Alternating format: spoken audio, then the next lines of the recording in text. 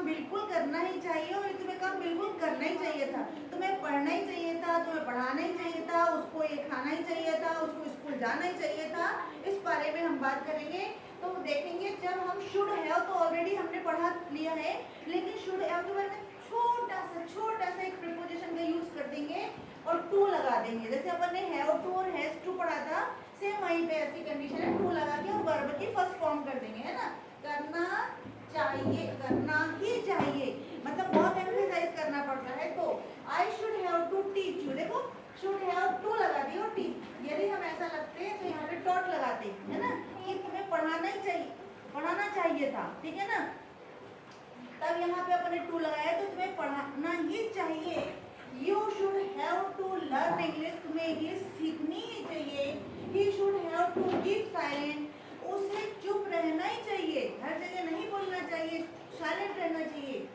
She should have to go to school, उसे school जाना ही चाहिए।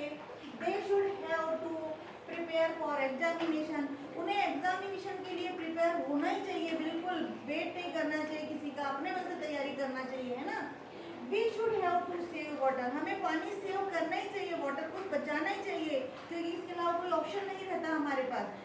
अब गाइस ये तो आपके पास अफर्मेटिव हो गए, आपको बिल्कुल एम्फसाइज करना हो हर सब्जेक्ट के साथ मैंने दे दिए। अगर हमें निगेटिव करना पड़ता है तो भी तो हम बोलेंगे ना कि तुम्हें ये बिल्कुल नहीं करना चाहिए भैया, ये बिल्कुल भी मत करो, ठीक है ना।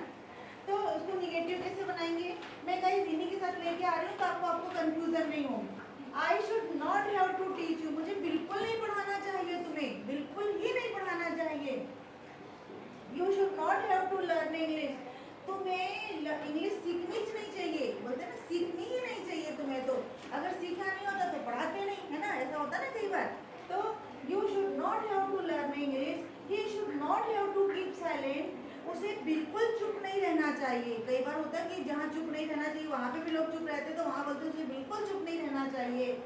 She should not have to go to school, उसे स्कूल बिल्कुल नहीं जाना चाहिए। आज बहुत ज़्यादा बारिश हो रही है, बिल्कुल गेट एंड डॉग हो रही है, आज तो इतनी ज़्यादा रेनी है, ऑन एंड ऑफ चल ही रहा है सुबह से, तो उसे स्कूल बिल्कुल नहीं जाना चाहिए। They should not have to prepare for examination, उन्हें एग्जामिनेशन के लिए प्रिपेयर ही नहीं होना चाहिए, क्या जरूरत है करने की, है ना। तो ये होता है। इंट्रोगेटिव में देखेंगे कि जब हम प्रश्न भी तो पूछेंगे, should I have to teach you, क्या मुझे पढ़ाना चाहिए तुम्हें। Should you have to learn English, क्या तुम्हें इंग्लिश सीखनी चाहिए क्या, ठीक है, सीखनी चाहिए क्या, यस सीखनी चाहिए ना। तो यहाँ पे गाइस आंसर होगा यस और नो में, है ना। अब हम देख लेंगे करना ही चाहिए था, करना ही चाहिए था। गाइस मैं इसलिए भी किसी प्रकार की भूमिका नहीं बनाती हूँ कि देखो कम टू द पॉइंट होने से क्या होता है, व्यक्ति का टाइम भी वेस्ट नहीं होता, वो पढ़ाई में ध्यान लगाता है, और जब हमें कुछ सीखना होता है तो बिल्कुल हम टारगेट पे फोकस करते हैं, है ना। तो इसीलिए गाइस मैं बिल्कुल इस तरह की कोई भूमिका बनाने में विश्वास नहीं करती हूँ, मैं सोचती हूँ सीखना ज़्यादा इम्पोर्टेंट है ना। चलिए should have to, should have to का मतलब होता है कि करना ही चाहिए था। देखो शुड हैव टू था, शुड हैव हैड टू लग गया वहाँ पे, कोई बड़ा चेंज नहीं लाया, केवल हैड टू लाया, तो हो गया करना ही चाहिए था, है ना। तो I should have had to teach you, बिल्कुल उसी के साथ लगा लेते हैं अपन, तो गड़बड़ी नहीं होगी।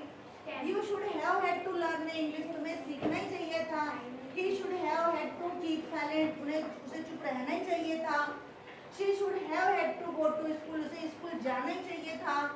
बस कुछ नहीं, वहाँ पे चाहिए था, यहाँ पे आ गया था, आ गया, है ना। They should have had to prepare for examination, उन्हें एग्जाम के लिए प्रिपेयर हो ही जाना चाहिए था, पहले ही हो जाना था, तो आगे परेशानी नहीं आती। So that they could get job, ताकि वो जॉब पकड़ सकते हैं।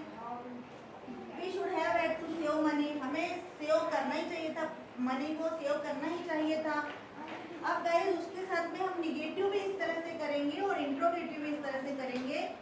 और ये बहुत छोटा वीडियो है जिसको मुझे लगता है गाइस दिन डेली रूटीन में बहुत ज़्यादा यूज़ करते हैं इसको हम, तो प्लीज़ इसे यूज़ करिए और अपनी इंग्लिश को एनहांस कीजिए। Thank you for watching me.